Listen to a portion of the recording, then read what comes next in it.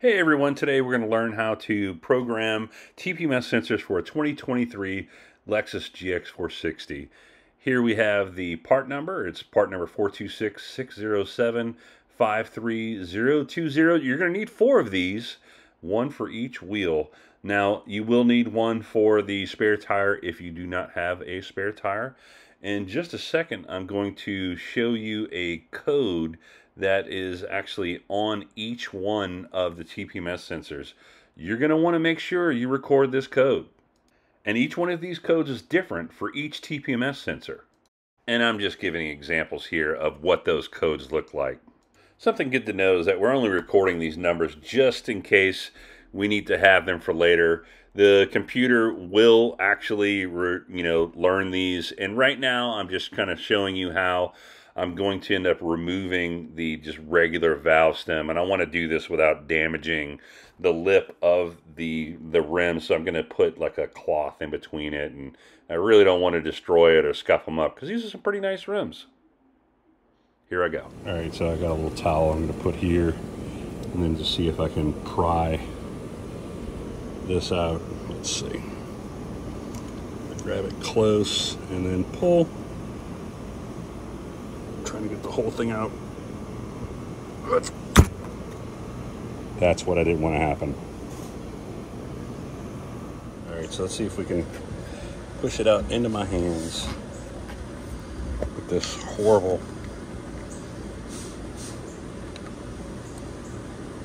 Oh, no.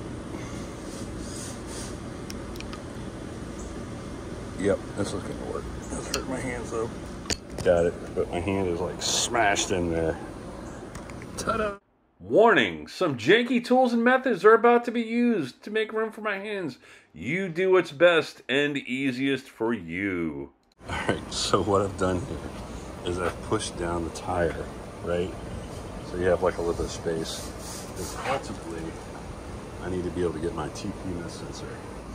Okay, I know this looks a little janky, but ultimately, push down the tire to give me space to put this TPMS sensor in there, this one here. And so I'm going to put it in, and then I'm going to use these two, this nut and washer, to tighten it on there. So we'll give it a shot. All right, so I was able to slide it in there, put the nut and washer on. Now I haven't tightened it. Jeez, I need 11mm socket for that. And that's the next step. Now, of course, we don't need the spacers in there to tighten this. I'm just gonna snug it up in there. From what I understand, you don't need it too tight because you could crack this down here.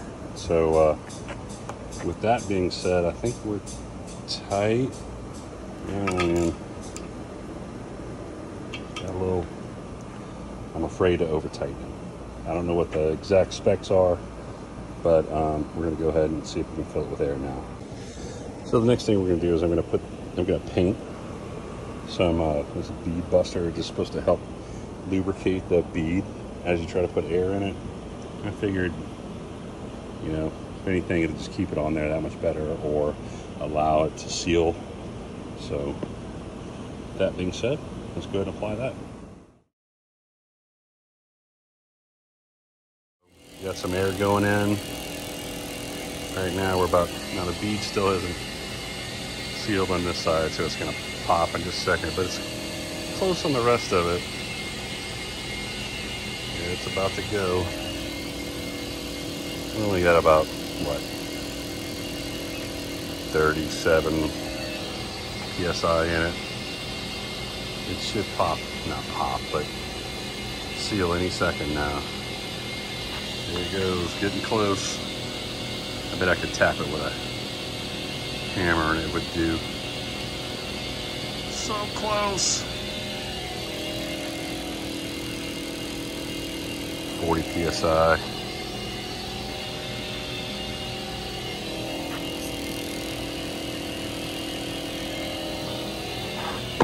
There we go. We weeks pass. I sanded, primed, and painted the wheels during that time, but not you're not watching this video on how to paint rims, so... Alright, so I put the new tires on. Well, new for me tires on after I painted them and did all that. So I started 32, 33, and then 34 and 35 for this one, just to see if it would do it or show it. All right, so you go to vehicle settings, TPMS, change wheel set. The important part here is to hit change wheel set, and then once you start moving, you'll see the vehicle start moving in just a second. Once it goes into reverse, then it starts registering.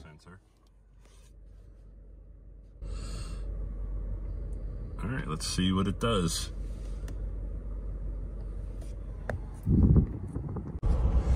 So as you drive it, so I'm going slow in the neighborhood, it's registering each TPMS sensor.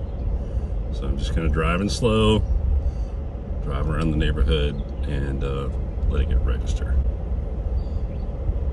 So once again, I've done no, like, you know, getting into TechStream or any other sort of tool that's out there to register TPMS sensors. I'm just letting the vehicle do it itself. So rather than making you guys all sit through, I think it's 6 minutes of me driving around at 20 miles an hour, you end up needing to go 40 miles an hour for a few minutes, and that's when it will actually learn. So if you drive slow around the neighborhood, it won't work. You have to actually get out on a road where, I don't know the exact speed, but 40 miles an hour worked for me for it to learn them. The whole process took about, I don't know, a little bit more than, you know, I guess you can see the clock here, about 10 minutes maybe, or probably 6 just for this part. But either way, it was pretty painless. I mean, I didn't have to load any software or do any kind of trickery or anything like that, where you would duplicate a TPMS sensor code. None of that cloning junk. It automatically learns it. And it knows which tires are where. Because each one of these tires, I did 32, 33, 34, 35 going counterclockwise starting from the front of the vehicle. So you'll see it in just a minute. It'll show up. So it's pretty cool. Like, I was really impressed with it that you didn't have to actually, you know, program it or do anything. It automatically learns it. So I know I've said automatic a lot here, but I'm super impressed with this. It makes life a lot easier, and I'm glad Lexus did this. So I hope you guys can enjoy it and do it too. And well, anyway, my goal with this video was to help someone who is possibly adding a second set of wheels or even needs to replace their own later on in the future. So here goes the, you'll see it working in just a second here. Oh, look at that.